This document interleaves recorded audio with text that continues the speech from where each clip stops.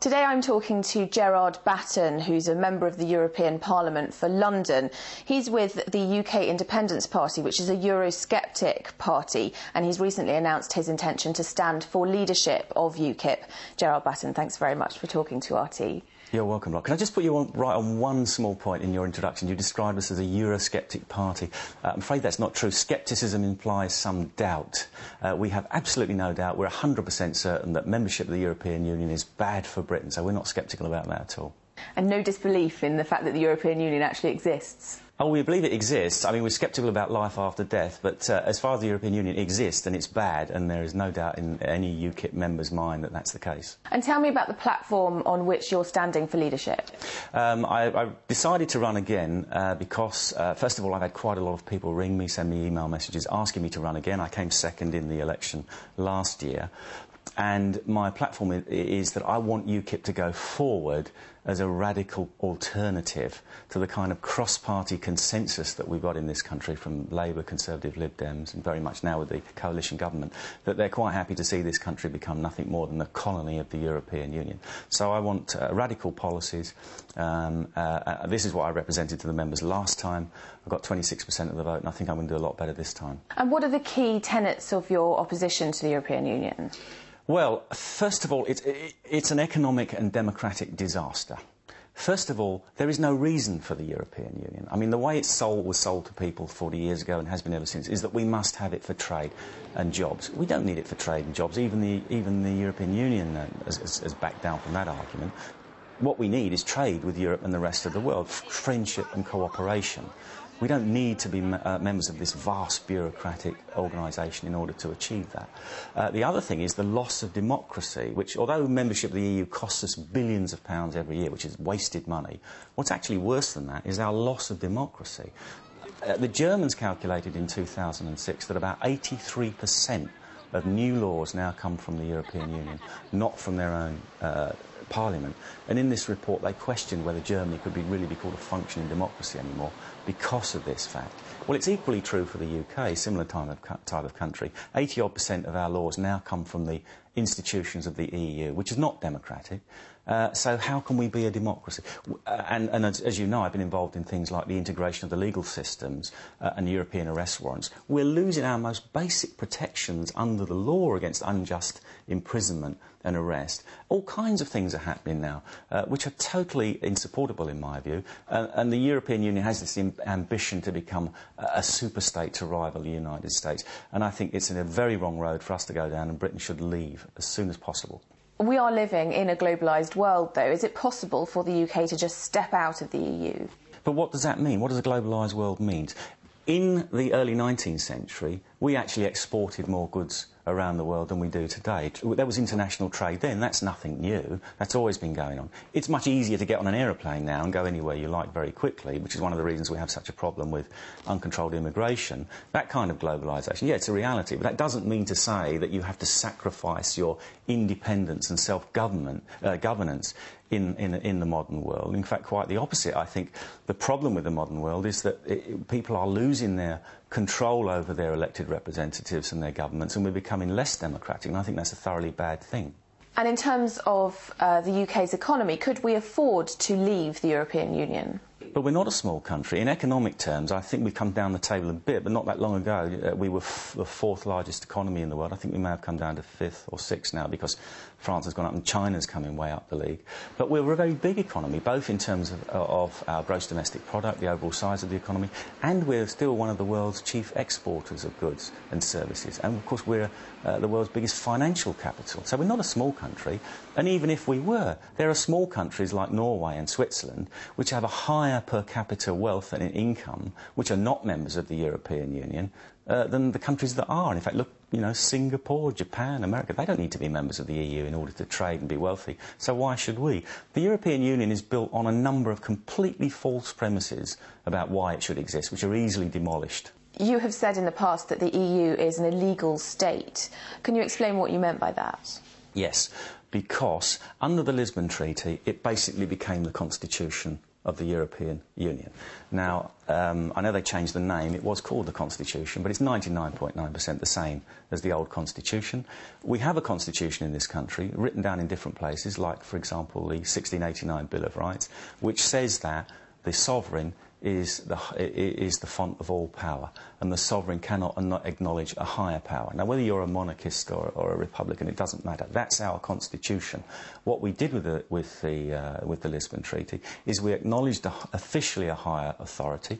The Union, for example, now has a legal personality of its own. It can make treaties on its own. So that, in fact, means that in Britain we are living under an illegally constituted government.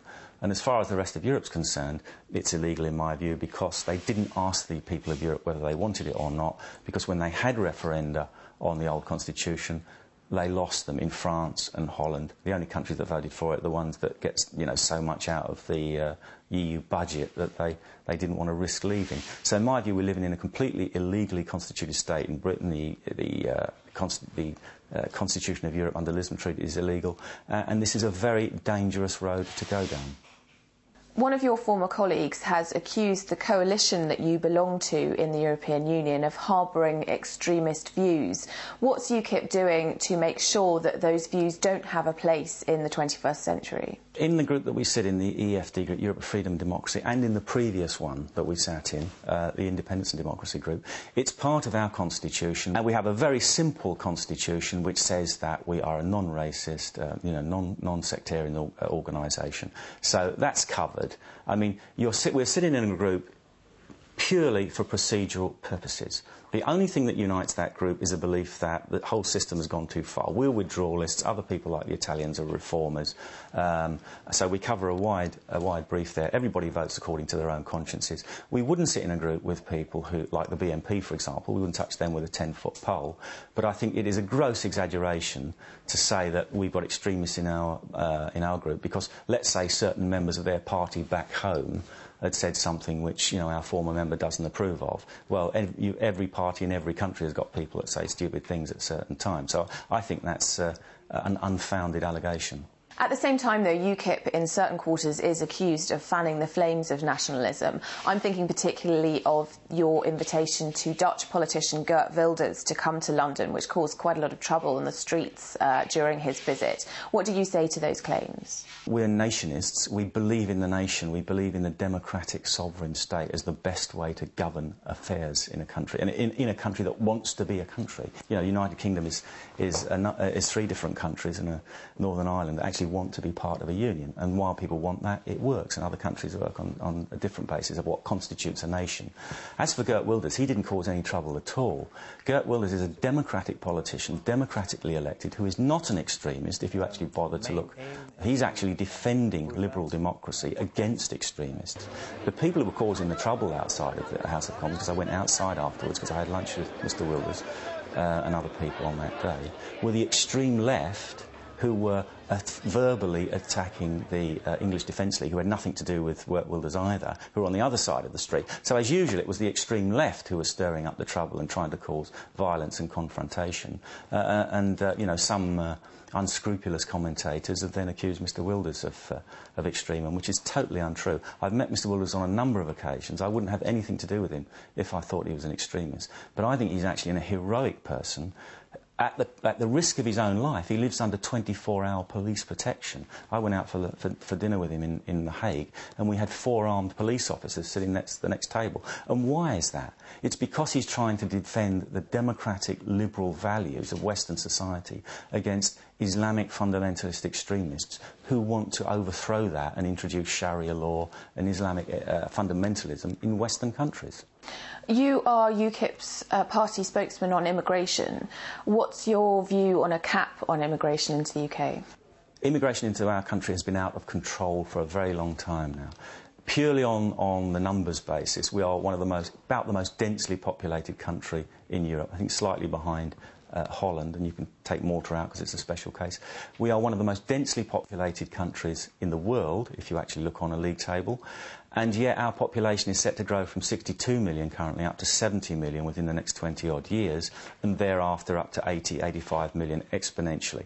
It is absolutely absurd to have effectively unlimited and uncontrolled immigration into this country, what we have anyway from within the European Union, when we can't stop people coming, even if you wanted to, and we don't really control it from outside either. So, yes, you have to have very strict controls. The time has come to say we need an end to mass immigration, we need controlled immigration on a very limited level, and only where it benefits Britain, its people and its economy. A recent report has shown that with a cap on immigration, British companies might find themselves short of workers, particularly as some immigrant workers are more highly skilled than their British counterparts. What do you say to that? Oh, yes, I mean, I know quite a lot of foreign people, especially from Eastern Europe, who come to work here. They're highly qualified, they've got a great work ethic, they're lovely people. But if you look at the number of jobs created in the economy, 98% of the jobs created since Labour came to power in '97 up until last year went to migrant labour. Now, how does it benefit your economy to create jobs and 98% of them go to people, you know, who are migrants? You increase the overall gross domestic product of a country, but you're actually driving down the wages of the indigenous workers because people are coming in and working for lower wages. So you drive the overall the wages down for indigenous people, you put housing prices up, so everybody's actually worse off in the long run. And of course big business loves immigration because they get cheap labour. That's what they want. So I don't have anything against people who want to come here and better their lives. I fully understand why they want to do that. But it doesn't benefit the British economy or the British people to have this kind of immigration. What we would introduce would be very, very limited immigration for permanent settlement. And I've suggested a figure of no more than 50,000 a year, and even that could be revised downwards. But people could still come to work on a job permit basis for 1, 2, 3 years if we can't fill that post with an indigenous worker. And at the end of that process, if the person wanted to become a British citizen, they would have a right to apply for citizenship under the annual limit that we would allow in for that purpose. Gerard Batten, thank you very much.